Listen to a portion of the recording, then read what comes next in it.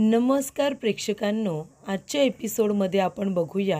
इथे अर्णव मामा आणि आजीला म्हणत असतो की एरवी तर मी सिंदूर हवी तेवढी बडबड करत असते, पण आज तिला 4 शब्द बोलता आले नाही का. लेट मी जॉईन बॅक असं जर ती म्हणाली असती तर मी तिला लगेच कामावरती ठेवून घेतलं असतं ना. पण नाही, ती यातलं काहीसुद्धा म्हणाली नाही. तेव्हा इथे लेट मी जॉईन बॅक हे 4 शब्द जर ती म्हणाली असती तर आज ती माझ्याबरोबर असती. कदाचित अर्णवला हे सुद्धा म्हणायचं होतं. त्यानंतर इथे आजीला अर्णवच्या बोलण्यातलं जे काही दुःख आहे ते जाणवतं. तेव्हा इथे आजी अर्णवला आता समजावते, त्याचं दुःख कमी करण्याचा प्रयत्न करते.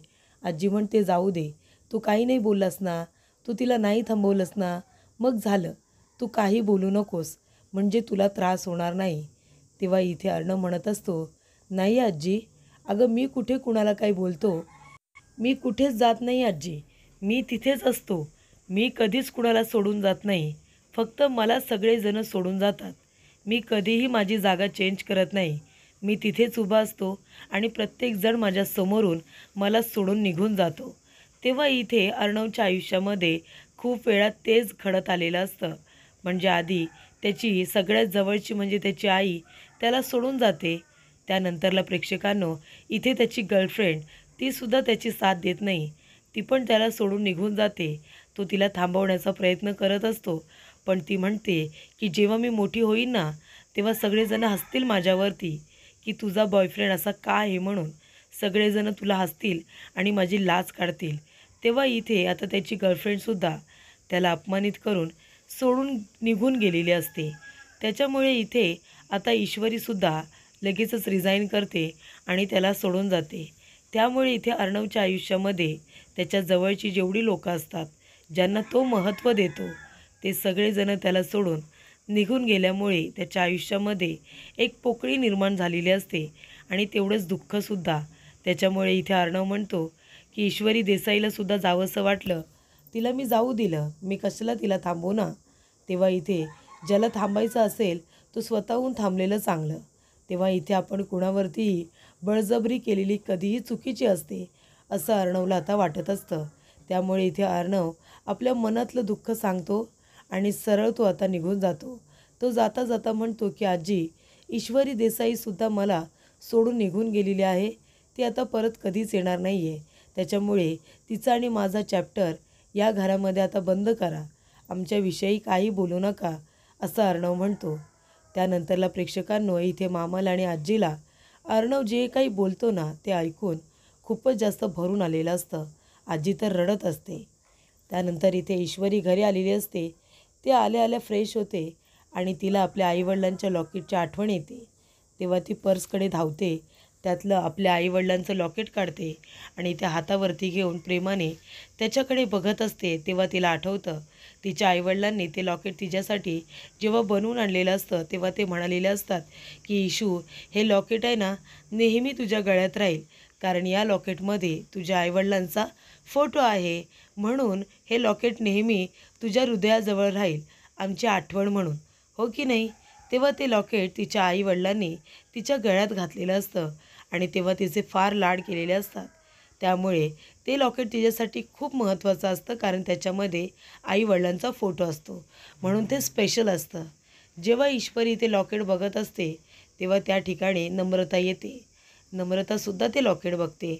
नम्रता म्हणत असते, इशू, हे लॉकेट तू परत आणलंस का? कधी आणलंस पण? पण अगं, हे लॉकेट तू घेऊन आलीस, त्याविषयी तू मला काहीच कसं सांगितलं नाहीस गं. तेव्हा इशू म्हणत असते, ताई, मी हे लॉकेट घेऊन आली आहे, पण मलाच कळत नाही आहे गं. म्हणजे मला जे हवं होतं ते तर मला मिळाले, म्हणजे मी लॉकेट घेतलं, मी घरी आलेसुद्धा, पण तरीसुद्धा मला मनातून असा आनंद का होत नाही आहे. तेव्हा इथे नम्रता म्हणत असते, पण इशू, अगं हे लॉकेट तर अर्णव सरांकडे होतं ना, मग हे लॉकेट तू घरी कसं घेऊन आलीस, ते सुद्धा पैसे न देता. तेव्हा ईश्वरी म्हणते, नाही, मी त्या भडकूच्यांचे सगळे पैसे परत केलेत आणि मगच हे लॉकेट घेऊन आली आहे. तेव्हा इथे आता नम्रता म्हणते, हो का? अरे बापरे, तू सगळे पैसे परत केलेस, पण कसे काय? एवढे पैसे तू कसे परत केलेस? तेव्हा ईश्वरी म्हणत असते, ताई, अगं मी ऑफिसमध्ये काम केलं ना, त्यातून मला इन्सेंटिव्ह मिळाली आणि त्या इन्सेंटिव्हच्या पैशांमधून मी अर्णव सरांचे एकूण एक पैसे परत केलेले आहेत. आता आपल्यावरती त्यांची काही उधारी नाही आहे. सगळे पैसे मी त्यांना देऊन टाकले. तेव्हा नम्रता म्हणते, हो का? पण अचानकपणे तुला अशी इन्सेंटिव्ह कशी काय देण्यात आली? तेव्हा इथे ईश्वरी घडलेला प्रकार सांगते. म्हणजे कशा पद्धतीने इथे आता लावण्याने तिचा अपमान केलेला असतो.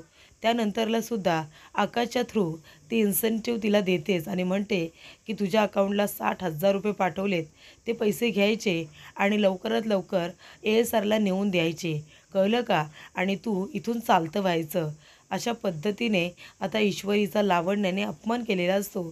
तिला वाईट साईड बोललेली असते आणि त्यामुळे या गोष्टी तिच्या आता लक्षात राहिलेल्या असतात. रागाच्या भरामध्ये रिझाईन लिहून तिने अर्णवला देऊन तर टाकलेलं असतं, पण इथे आता अर्णवची आठवण मात्र आता तिला सारखी सारखी येत असते. अर्णव बरोबर घालवलेले प्रत्येक क्षण तिला आठवत असतात. तेव्हा नम्रता म्हणत असते की इशू, म्हणजे तू नोकरी सोडलीस का? तेव्हा ईश्वरी म्हणते, हो, नोकरी सोडली. मग आता कशाला ऑफिसला जाऊ ना. आता इन्सेंटिव्हचे पैसे मिळाले, त्यांचे पैसे मी सगळे परत केले आणि ऑफिससुद्धा सोडलं. तुला माहिती आहे, काल अर्णव सर माझ्याबरोबर चाट खायलासुद्धा आले होते. नम्रता म्हणते, काय? अर्णव सर तुझ्याबरोबर चाट खायला आले होते? खरं सांगू का, काल जेव्हा मी तुम्हाला दोघांना एकत्र बघितलं ना, म्हणजे अर्णव सर स्वतः तुला इथे सोडायला आले होते, तेव्हाच मला फार आश्चर्य वाटलं होतं की सर तुला इथे कसे काय सोडायला आले. तेव्हा इथे ईश्वरी म्हणते, हो ना, सोडायचं काही नाही गं. अर्णव सर असा उशीर वगैरे झाला ना तर ते सोडतातच. कारण काल येता येता मला भडकूचंद जेव्हा भेटला होता तेव्हा मी त्यांना चाट खायला घेऊन गेले होते ना, तेव्हा त्यांना असं सतत मला असं वाटत होतं की माझ्याशी काहीतरी बोलायचं आहे. म्हणजे ते सारखं असं काहीतरी बोलण्याचा प्रयत्न करत होते, पण नंतरला ते गप्प बसले, काहीच बोलले नाही. त्यांच्या बोलण्यातून असं मला वाटत होतं की कदाचित त्यांना मला थांबवायचं आहे. त्यांना मला सांगायचं आहे की ईश्वरी देसाई, ऑफिस सोडू नकोस म्हणून. तू रोज ऑफिसला ये, तू नोकरी सोडू नकोस, असं त्यांना मला सांगायचं आहे. सतत मला असं वाटत होतं, पण ते तसं काही बोललेच नाही. मग मला कसं काय कळणार? आणि जर मी स्वतःहून बोलले की सर मी पुन्हा ऑफिसला येऊ का, अशी तुमची इच्छा आहे का, तर त्यांनी नीट ऐकून घेतलं तर बरं. नाहीतर माझ्यावरती पुन्हा भडकले तर, माझा अपमान केला तर, माझा पचका केला तर. म्हणून मी सुद्धा सरांना काहीच बोलले नाही. पण ते जर बोलले असते तर कदाचित मी विचार तर केला असता ना. तेव्हा इथे नम्रताला सुद्धा वाईट वाटत असतं, कारण इथे ईश्वरीने लगेच नोकरी सोडलेली असते. कारण अर्णवच्या मनामध्ये ईश्वरीबद्दल काय आहे हे नम्रताला सुद्धा माहिती असतं. कारण तिने आकाशच्या तोंडून ऐकलेलं असतं की इथे अर्णवदादा ईश्वरीचा फोटो बघत होता स्क्रीनवरती लावून आणि इथे नम्रताने त्याचं बोलणं ऐकलेलं असतं. त्याच्यामुळे तिला माहिती असतं की ईश्वरीची आता अर्णवच्या आयुष्यामध्ये काय जागा आहे ते. तेव्हा इथे ईश्वरी म्हणत असते की अर्णव सर आहेत ना, म्हणजे कधी काय बोलतील, कधी भडकतील, काही सांगता येत नाही. पण मनातून खरंच गं ते खूपच जास्त चांगले आहेत. प्रत्येक वेळेला, प्रत्येक संकटामध्ये त्यांनी तिची साथ दिलेली असते आणि ती इथे आता अर्णवबद्दलच विचार करत असते. अर्णव म्हणत असतो की आता तू नोकरी सोडली आहेस ना, मग आता उद्यापासून तुझी बडबड ऐकायला नाही मिळणार मला, शांतता मिळेल. तेव्हा चल, मी तुला ट्रीट देतो, आपण कुठेतरी जाऊया, डिनरसाठी, डेटसाठी जाऊया. तेव्हा इथे ईश्वरी म्हणते की ठीक आहे जाऊया, पण जागा मी सिलेक्ट करणार. काही विषय खूप लवकर क्लोज होतात ना. तेव्हा इथे अर्णव म्हणतो की जे विषय क्लोज होतात ना, मग नवीन चॅप्टर सुरू करायचे असतात, बरोबर की नाही. तेव्हा इथे आता ज्या वेळेला ईश्वरी सरांना बाय करत असते, ती म्हणत असते की बाय सर, गुड बाय, असं जेव्हा ती म्हणत असते तेव्हा अर्णव तिला गुड बायसुद्धा विश करत नाही. तो सरळ आपली गाडी काढतो आणि तिथून निघून जातो. तेव्हा ईश्वरी विचार करत असते की अर्णव सरांनी तिला व्यवस्थित बायसुद्धा का केलं नाही. तेव्हा इथे अर्णव म्हणतो की मी तुला ट्रीट देणार. ईश्वरी म्हणते नाही नको, मग आता तुम्ही मला ट्रीट दिली तर मला परत तुम्हाला द्यावी लागेल, तेव्हा आपलं परत भेटणं होईल ना. तेव्हा अर्णव म्हणतो ठीक आहे, भेटूया ना मग. हे बारीक सारीक क्षण तिला आता सातत्याने आठवत असतात. त्यावेळेला प्रेक्षकांनो इथे आता खूप रात्र झालेली असते. तेव्हा इथे आता राकेशसुद्धा शलाकाची बॅग घेऊन बाहेर आलेला असतो. ज्या सुटकेसमध्ये शलाकाला त्याने ठेवलेलं असतं त्याच्यामधून आता शलाकाला तो घेऊन जात असतो. तेव्हा इथे राकेश आता बघतो चाळीमध्ये कुणी आहे का, कुणी बाहेर तर नाही आहे ना. आणि त्याने ज्या पद्धतीचे कपडे घातलेले असतात त्याची टोपी तो आता पूर्णपणे डोक्यावरती घेतो आणि चेहरा कव्हर करण्याचा प्रयत्न करत असतो. तेव्हा इथे आता हुडी घातलेली असते कारण त्याचा काहीतरी उपयोग व्हावा म्हणून. आणि ती बॅग आता सुटकेस जी असते ज्याच्यामध्ये शलाकाला ठेवलेलं असतं तो आता ओढतानाच ते आता बॅगला त्या सुटकेसला घेऊन जात असतो. खूपच जास्त जड असल्यामुळे त्याला ती आता पटापट नेता येत नसते. तेव्हा इथे ईश्वरीचं लक्ष जातं की हा राकेश एवढा रात्री कुठे जातोय. तेव्हा ईश्वरीसुद्धा त्याचा पाठलाग करते आणि त्याच्या आता मागे मागे येत असते. तेव्हा इथे राकेश आता पूर्णपणे टेन्शनमध्ये आलेला असतो. सगळी माणसं असतात पण त्याच्या चेहऱ्यावरती मात्र 12 वाजलेले असतात. तेव्हा इथे ईश्वरी त्याच्या मागे मागे आलेली असते. ईश्वरी टेन्शनमध्ये असल्यामुळे तिलासुद्धा काही झोप येत नसते. तेव्हा तिला राकेश दिसतो. राकेश इथे घाबराघुबरा होऊन शलाकाला आता सुटकेसमध्ये भरून घेऊन जात असतो खाडीमध्ये फेकायला. त्याबद्दल कुणाला काही माहिती नसतं. तेव्हा इथे ईश्वरी आता मागून इथे आता राकेशला आवाज देते. ती म्हणते राकेशजी. तेव्हा इथे आता राकेश इतका घाबरलेला असतो की त्याचे डोळेसुद्धा पांढरे झालेले असतात.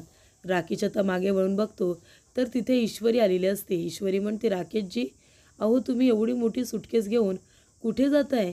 काय तुम्ही घर शिफ्ट करताय की कुठे बाहेर जात आहे? खरंच कळत नाही आहे. एवढी मोठी बॅग घेऊन तरी कुठे जात आहे? तेव्हा इथे आता राकेश म्हणत असतो ईश्वरीजी तुम्ही झोपला नाहीत का? तेव्हा ईश्वरी म्हणते नाही ना राकेशजी, मला झोपेच येत नव्हती म्हणून मी खिडकीत बसले होते. बघितलं तर तुम्ही ही बॅग घेऊन असे इकडे तिकडे बघत चोरावाणी लपत-छपत निघून जात होता. पण तुम्ही आम्हाला सांगितलं का नाही की तुम्ही रूम शिफ्ट करताय ते? तेव्हा इकडे राकेश म्हणत असतो ईश्वरीजी, अहो काय बोलताय तुम्ही? मी जेव्हा रूम चेंज करेन, मी जेव्हा कुठेतरी बाहेर जाईन म्हणजे मी तुम्हाला सांगूनच जाईन ना की बाबा मी रूम चेंज करतोय, मी दुसरीकडे कुठे जातोय, हो की नाही? तुम्हाला भेटून तुम्हाला व्यवस्थित सांगूनच मगच जाईन. असं कसं मी अचानक निघून जाईन? तेव्हा इथे ईश्वरी म्हणते तेच ना, मला पण तेच म्हणायचं आहे. मग तुम्ही कुठे जाताय एवढ्या रात्री? ते सुद्धा हे असे कपडे घालून कुठे बाहेर चालले आहेत का? तेव्हा इथे ह्या बॅगमध्ये काय आहे? तेव्हा राकेश म्हणत असतो की या बॅगमध्ये ना काही वस्तू आहेत, पुस्तकं आहेत, काही भेटवस्तू आहेत. कारण का हे सगळं मी त्या रस्त्यावरच्या गरीब मुलांसाठी, त्यांच्या आईवडिलांसाठी काही वस्तू घेऊन जातो आहे.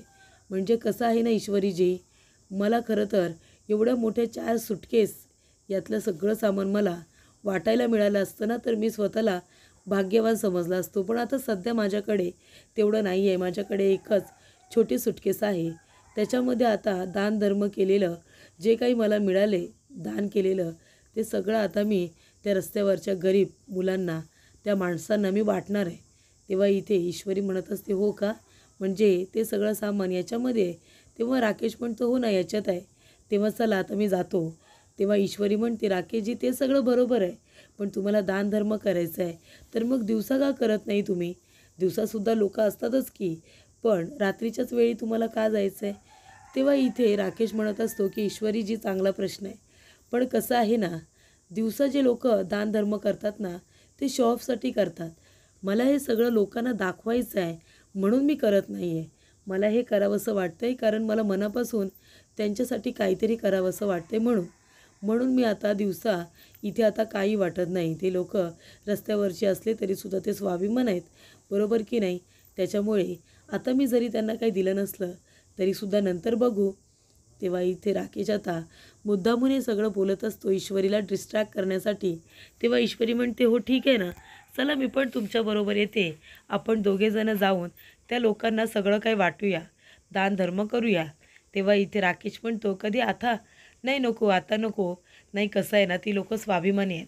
आत्तापर्यंत जे काही दानधर्म केले ते मी एकटीने केले. तेव्हा तुम्ही जर माझ्याबरोबर आलात तर ते विचार करतील की मी कुणाला माझ्याबरोबर घेऊन गेलो आहे आणि कदाचित ते लोकं पुढे येणार नाही. म्हणून आता तुम्ही माझ्याबरोबर आत्ता येऊ नका ईश्वरीजी, नंतर कधीतरी या हां. तेव्हा जर तुम्ही माझ्याबरोबर आलात तर कदाचित ते लोकं पुढे येणार नाही. स्वाभिमानी आहेत ना म्हणून. आपण नंतर कधीतरी जाऊया ना. तेव्हा इथे ईश्वरी म्हणते बरं ठीक आहे, काहीच हरकत नाही. तेव्हा राकेश म्हणतो की आता मी जातो आहे, आपण नंतर भेटूया. मग मी तुम्हाला सांगेन की माझा अनुभव कसा असतो ते. तेव्हा इथे ईश्वरी म्हणते ठीक आहे आणि ती जात असताना बॅगकडे तिचं लक्ष जातं. तेव्हा आता साडीचा पदर इथे शलाकाचा थोडासा बाहेर आलेला असतो. तेव्हा ईश्वरी म्हणते की 1 मिनिट राकेशजी, अहो हे बघा ना, याच्यातून साडीचा पदर थोडा बाहेर आला आहे. थांबा मी बॅग उघडते आणि ती सगळी साडी व्यवस्थित लावते. तेव्हा राकेश म्हणतो, कशाला ईश्वरीजी कशाला? तो एवढंसं साडीचा पदर बाहेर आलं आहे म्हणून काय झालं? अहो आता तिथे गेल्यानंतर यातलं काहीसुद्धा उरणार नाही आहे. आता बाहेर टाकायचं, एवढं थांबायचं. आधीच मला उशीर झाला आहे ना, अजून उशीर होतो आहे. त्याच्यामुळे आता मला जाऊ द्या आणि ते जे काही बाहेर आले ना मी गाडीमध्ये बसल्यानंतर ते मी आतमध्ये करण्याचा प्रयत्न करेन. तुम्ही अजिबात काळजी करू नका. तेव्हा इथे राकेश म्हणतो, बरं ठीक आहे, आता निघू का मी? मलासुद्धा लवकर पोचायचं आहे ना, उशीर होतो आहे, घरी पण यायचं आहे.